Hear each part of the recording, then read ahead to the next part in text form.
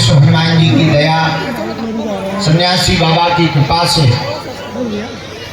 कटनी के इस पावन क्षेत्र के अंतर्गत आने वाले इस स्थान में श्री झलारिया, अरे यहाँ तो तोरो माइक भी आगे के लगे न कटा, इसको ठीक कर।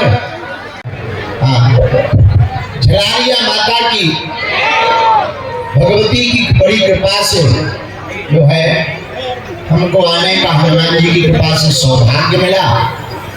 बागेश्वर धाम के बड़े ही प्रिय, वैसे तो पूरा कटनी मंडल इस आयोजन के लिए धन्यवाद और साधुवाद का पात्र है, लेकिन हमारे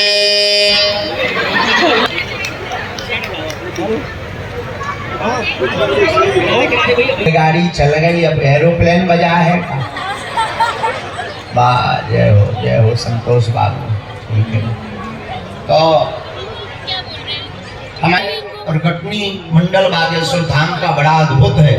भैरव बाबा जी और पूरी निश्चित रूप से आप साधु के पात्र हो, आपके साथ आपकी पूरी टीम, आपकी मंडली और गिलहरी की तरह बिना मंच पर बैठे हुए पीछे खड़े होकर जो इस कार्यक्रम में अपने जीवन की सेवा, सभी को हम हनुमान जी के चरणों से यही प्रार्थना करके आशीर्वाद देते हैं कि आपके जीवन में हनुमान जी की भक्ति बढ़ जाए। बताना नहीं पड़ेगा कि पूरी बनाओ या अचार लाओ या भाई सब्जी ले आओ या जल ले आओ। भाई जब खान पान की व्यवस्था कह दी जाएगी तो वो पूरी थाली की व्यवस्था करेगा, भोजन भी बनाएगा, पूरी भी बनाएगा, सब्जी भी बनाएगा, मिर्चा भी देगा, सलाद भी देगा, जो उसके घर पर हो। भगवान की भक्ति पा लेने के बाद जीव को फिर कुछ प्राप्त करने की आवश्यकता नहीं होती है। जो भी भगवान का भक्त भगवान के दर पर जाकर उनकी ही भक्ति को मांग लेता है, वह सब कुछ पा जाता है। लेकिन हम लोगों का क्या कहना, हम लोगों तो वो तो मांगने की आदत भी पड़ी तो वो भी वस्तुएं। हमारे पूज्य गुरुदेव कहते हैं जो साधक पदार्थ मांगकर परमात्मा से समय नष्ट करता है वह इस संसार में तो सुख पा नहीं पाता और कभी भी उसे जो है आत्म शांति प्राप्त नहीं होती। तो किसी ने पूछा कि भगवान से मांगना क्या चाहिए, तो भगवान ने बड़ा प्यारा जवाब दिया, भैया आपको जो उचित लगे सो मांगो।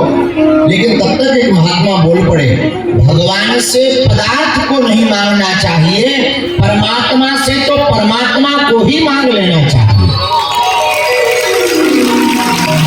भगवान के द्वारा जाकर गवाकर नहीं चले आना चाहिए।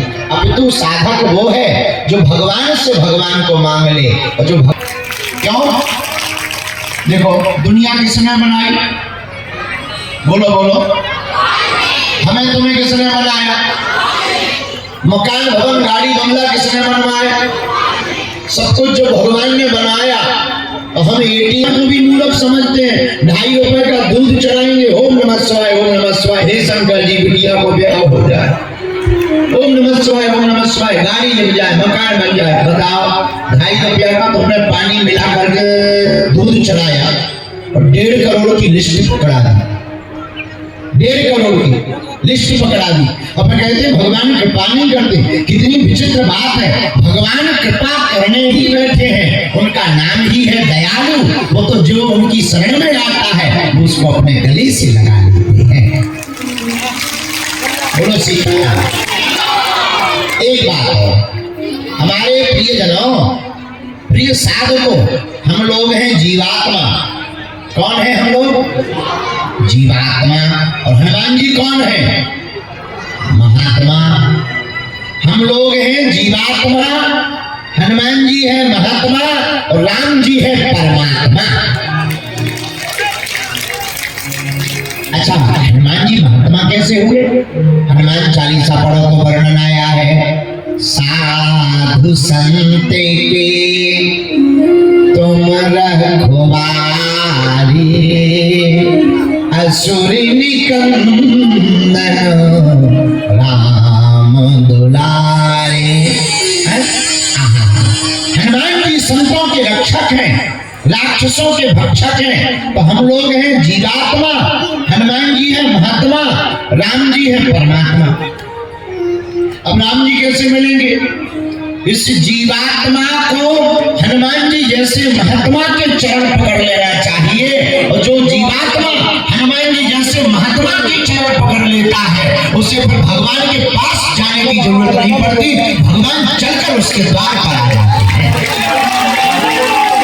सुग्रीव जी महाराज, सुग्रीव जी तो पर्वत से भी नीचे नहीं उतरे, राम जी नीचे खड़े हुए ऊपर बैठा। और हम लोग भी ऐसे ही हैं, हम लोग भी अहंकार मद में ऊपर पर्वत पर बैठे हुए हैं, अहम के पर्वत के ऊपर बैठे हुए हैं। भगवान कई बार हमारे बगल से गुजर जाते, हम लोग अहम छोड़कर नीचे नहीं आ पाते, मिलन नहीं हो पाता। लेकिन जो हनुमान जी को अपना बना लेता है उसे राम जी के पास नहीं जाना पड़ता, राम जी उड़ा करके ले आकर के परमात्मा को तुम्हारे पार कर ले आएंगे। और जोर से बोलो। इसलिए कटनी के प्रियजनों, हम आपको प्रवचन सुनाने नहीं आए, हम तो आए थे आ जाओ गुरु जी जरूरत है, तो हम आए हनुमान जी का नाम लेकर। हम सिर्फ आपको ये बताने आए हैं कि आप अगर सदा सदा के लिए हनुमान जी के हो गए तो आपको फिर कुछ पाने की आवश्यकता नहीं, सब कुछ हनुमान जी से ही पा जाओगे। हनुमान चालीसा में आया, और देवता चित्त न धरई हनुमत से सर्व सुख करई।